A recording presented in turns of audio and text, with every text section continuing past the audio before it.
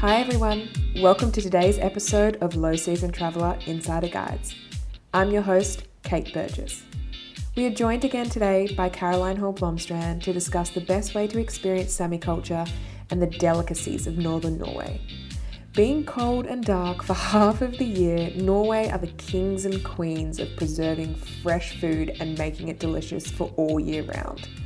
Lamb, fish, pork, potatoes, a lot of potatoes. Whatever you're looking for in Norway, they have put their own delicious spin on it. Here's the episode. Hope you enjoy.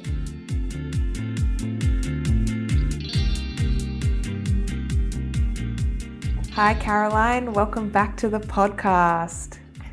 Hey Kate, thank you for having me again. I'm super excited to be back. Yeah, I'm really excited to be talking about Norwegian food today. It's my favorite subject. I get chills. But one thing I did want to cover as well before we dive into all of the traditional dishes is that one thing that makes Northern Norway so rich in culture is the Sami people. And even though Sami people do live across 4 countries, half of them do live in Norway. And many don't live in sort of Sami lands anymore and have migrated to larger cities in Northern Norway, but their culture is still thriving. What is your recommendation to a visitor if they want to experience Sami culture? So the Sami are, at the moment, as you said, they have definitely become a modern, they've gone away from more of the traditional lifestyle to a more modern lifestyle, but there are still plenty of places to go to if you want to experience their more traditional, the more traditional Sami culture, and that's really far up north in Finnmark. That's where the largest population of the Sami people live, and that's also where they have their large reindeer herds. And yes, and I would say that's where the more traditional life probably exists. So game is very popular in Northern Norway, and rolling back, Sami culture has often herded reindeer. Could you give us a typical dish to try that is with elk and one with reindeer? I would say that, and this goes for both, but you can make a really, really good stew with elk and reindeer. And that's just really potatoes and steak from elk or reindeer, and then a lot of good vegetables and sauce, and you just mix it into a really, really good stew. And that's super, super popular and very common in all of Norway. So, both meats are very, very good to eat. By itself as well, just as a steak, it's delicious. My personal favorite is elk. It is so good, and you pretty much only get it during the fall. So from around like September, I think that's like the hunting season of elk. Mm-hmm. It's so interesting, and they make mince out of it, and yeah, you can have it in your spaghetti. It's That's interesting. Great. So I know that Norwegians are serious about their Christmas traditions, especially the food that they eat. What are you guys having on Christmas Day? What are you making? What are your parents making? Is there any traditions around the food? What is it? So we have I'd say 3 or 4 different dishes that's very common to eat in all of Norway. And on Christmas Eve, which is the day we actually celebrate Christmas, on the 24th of December, we have either pinnekjøtt, which is from lamb, the ribs of the lamb, which are salted and a bit dried, and then cooked. Really, really, really delicious. Served with potatoes. There's always potatoes. We eat so much potatoes. and and then there's the ribbe, which is the ribs of pork. Mm-hmm. And oh man, the ribs, you can imagine yourself, they're so juicy. That's also a big must for someone anywhere from Norway. And also served with potatoes and and delicious sauce, and yeah, it's very wholesome. And then we have another dish that's not very common outside of Norway, which is called lutefisk, which is it's cod that's been dried, but then Mm-hmm. it's been watered out for days. So it has this consistency that's a bit like jelly, but I don't Okay. want you to. Yeah, it's pretty interesting. So the fish kind of gets a bit like a jelly consistency, but it's so good. Like it, if they serve it right, like it has to be served correctly, and then you have to have a lot of different ingredients with it. You have to have mustard. Some actually serve it with brown cheese, bacon, potatoes, sauce. Like, oh, it's so nice. And then the last dish is actually just plain cod fillet. A lot of people eat that as well for Christmas. So cod with a hollandaise sauce or potatoes, or yeah, it's so nice. But my personal favorite dish is the pinnekjøtt, the lamb. The lamb is for me is essential for Christmas. Actually, I have to put in turkey. Turkey is actually also becoming very popular. Oh, really? Is that like a new thing that you think has been brought in by sort of American culture a little bit? Yes, 100%. Yeah, I think it started out as a New Year's Eve dish, and then a lot of people are adapting it as well as a Christmas dish. Hmm. So yeah. Interesting. So as Mm. you mentioned the lamb there. So up in, the untouched nature, rolling hills, clearing running water up in the mountains, the lamb are grazing. And not only is lamb good for keeping the vegetation in check, but pure grazing free range lamb makes very, very good food. And I know that, and please forgive my pronunciation, that Fenala is now a geographically protected name, which is for the slow cured lamb legs.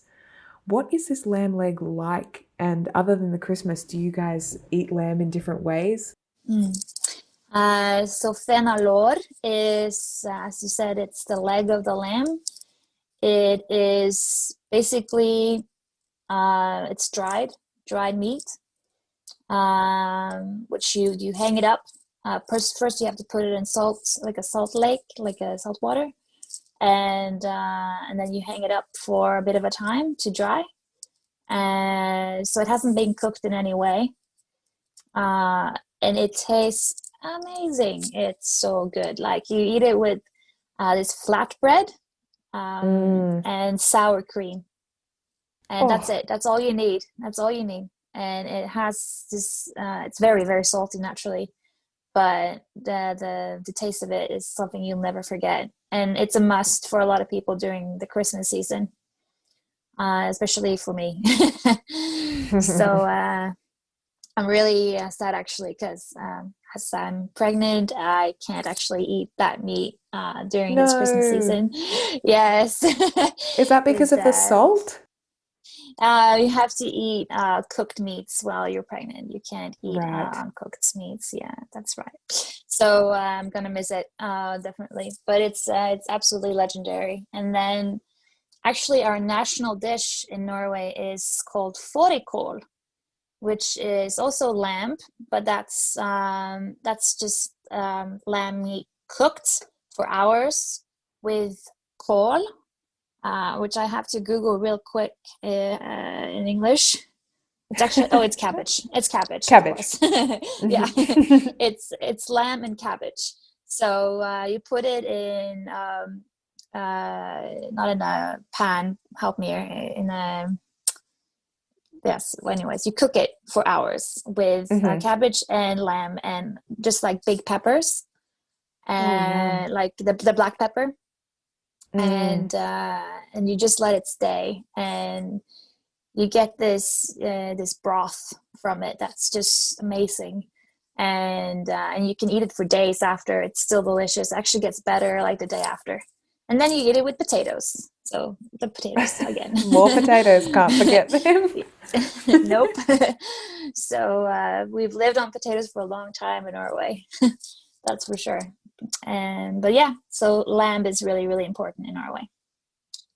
So, as you mentioned in our last podcast, and if you haven't listened, go back, it's all about things to do in Norway.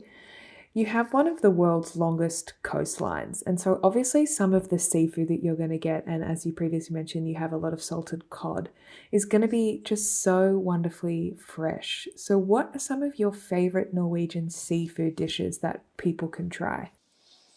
I would say this might be a bit frowned upon, but the whale is very, very Mm-hmm. popular here.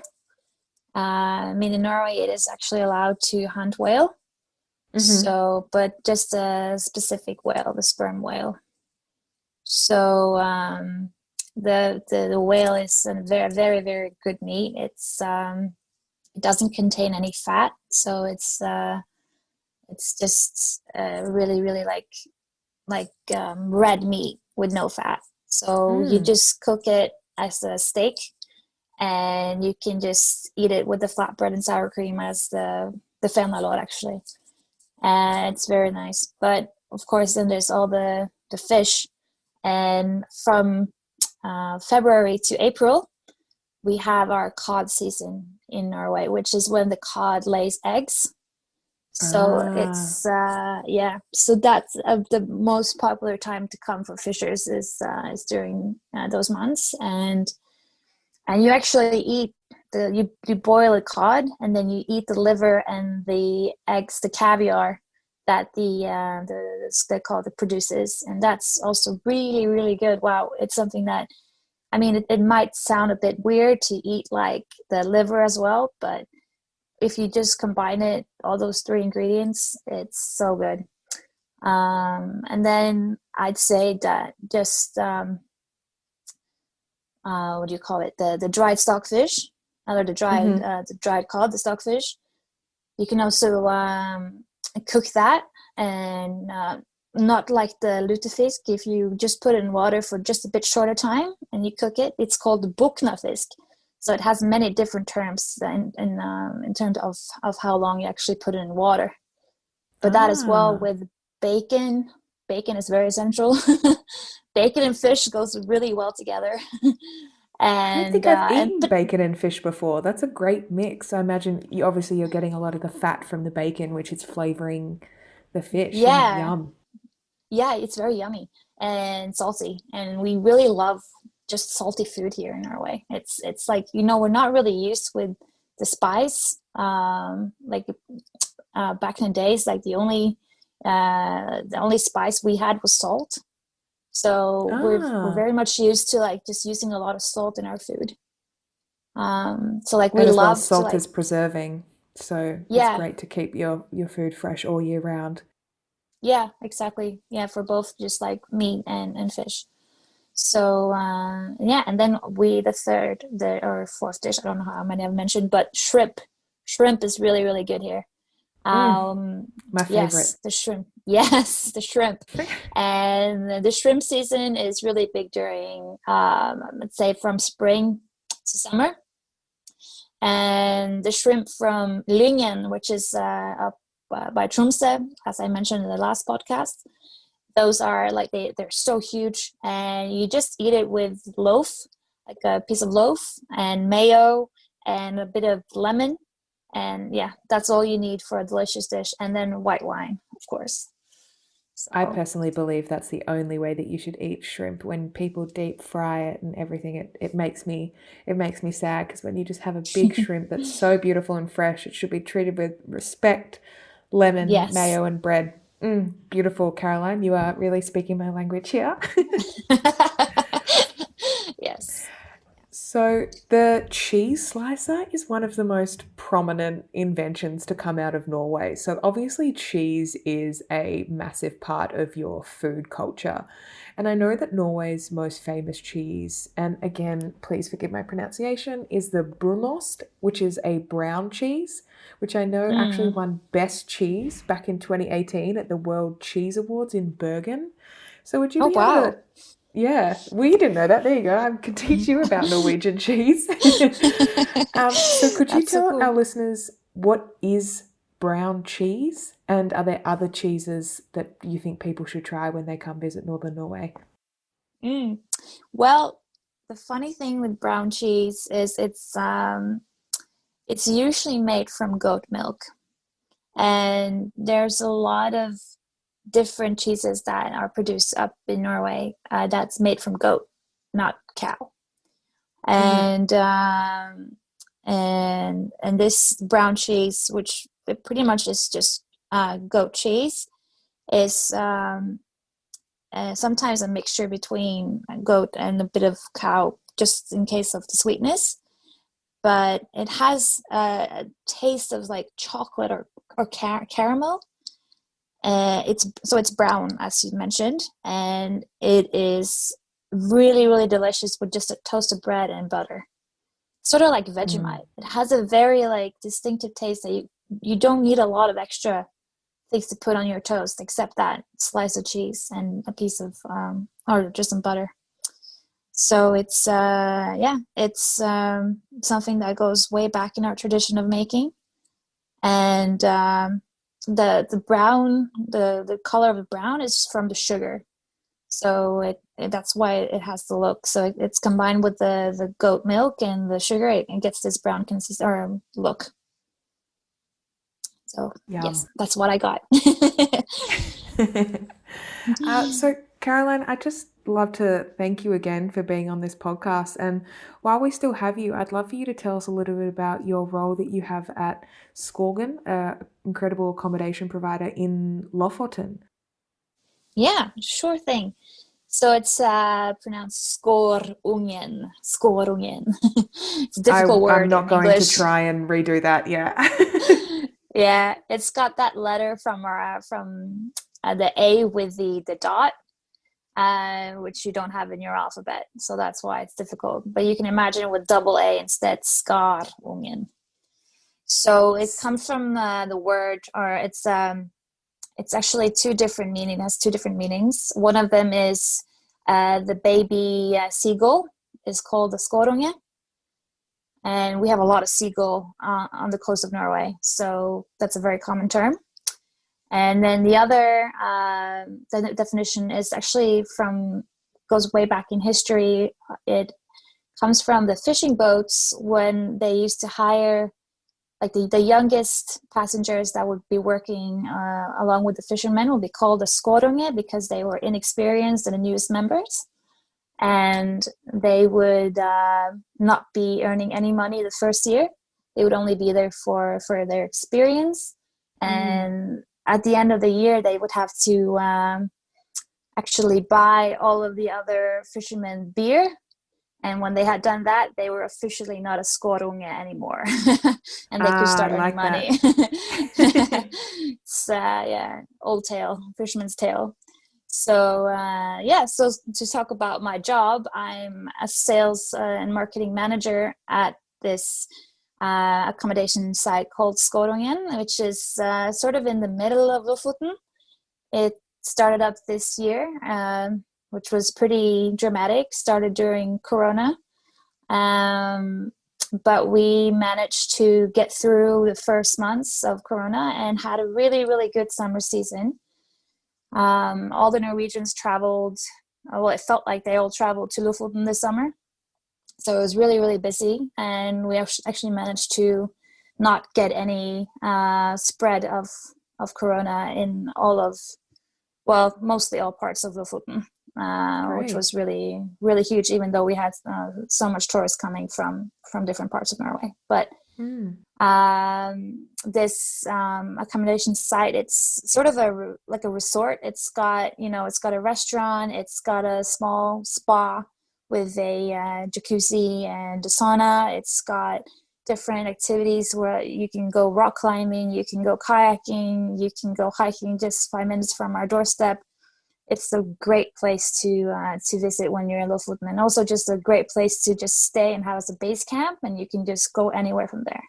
And we provide a really budget-friendly like huts, which were called pioneer huts, and they don't come with a bathroom, but they're like a spike tent, or what do you call it? They're really great for just people who want. Yeah, they're great for people who just want to come in and explore Lofoten and want it to be budget friendly. But we also have traditional cabins called rorbuer, which are a bit more luxurious, and hotel rooms, of course. So we have a bit of everything at Skåringen, and I feel really happy to get this job, especially during this year when it's been, difficult during Corona times, of course. So Yeah, well, that's us at Low Season Traveller feel your pain. You know, we launched only in June 2020, again in the middle of a pandemic, a travel company opening up. So that's why we're here yeah, supporting each other and supporting each other's businesses. I think, it's really so important. important.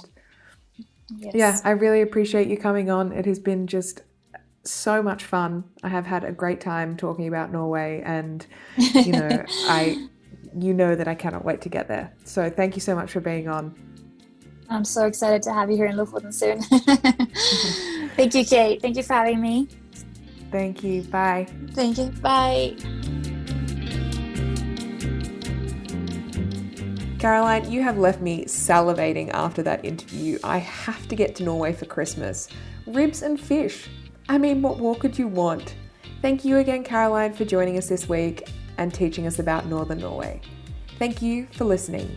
If you have any feedback or destinations you would like to hear more about, message us on our social channels at Low Season Traveller. Keep your travel dreams alive, and more now than ever, travel is better without the crowds.